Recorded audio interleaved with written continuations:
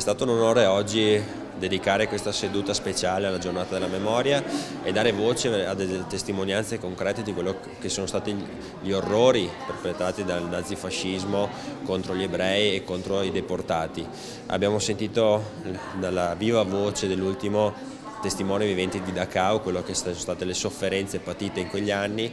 e abbiamo avuto anche l'occasione di avere delle scolaresche qui proprio nel nostro palazzo per passare questo testimone da chi ha vissuto quegli eventi tragici alle nuove generazioni, in modo che si tramandi la memoria e soprattutto queste situazioni non si verifichino mai più. Ho raccontato quella che è stata un'esperienza tragica della mia famiglia, dove mio prozio è stato deportato ed è morto in un campo di sterminio tedesco durante la seconda guerra mondiale,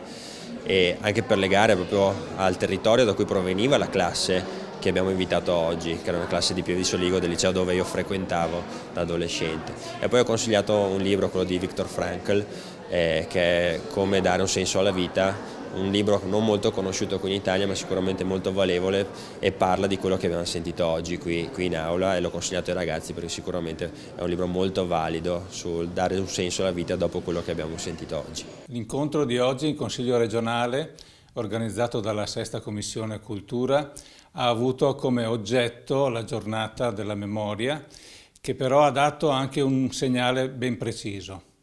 Abbiamo il dovere di ricordare quello che è successo, le enormi tragedie che hanno straziato l'Europa e in particolare la comunità ebraica, ma abbiamo anche il dovere oggi di fare consapevolezza rispetto a questi efferati episodi e costruire nuova sensibilità nelle giovani generazioni. Quindi è stato importante la testimonianza di chi ha vissuto in prima persona quei periodi, la testimonianza di chi ha avuto nella propria famiglia segni concreti sulla carne rispetto a queste tragedie, ma poi anche la presenza degli studenti che hanno sicuramente recepito il messaggio. A loro, insieme alle istituzioni, affidiamo questo compito, quindi scegliere la vita ricordando il passaggio del Deuteronomio, ma anche fare memoria costruendo consapevolezza per il futuro. Sono 15 anni che io 3 volte all'anno porto 100 studenti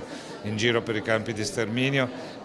e li porto in corriera, non li porto in aereo, perché voglio che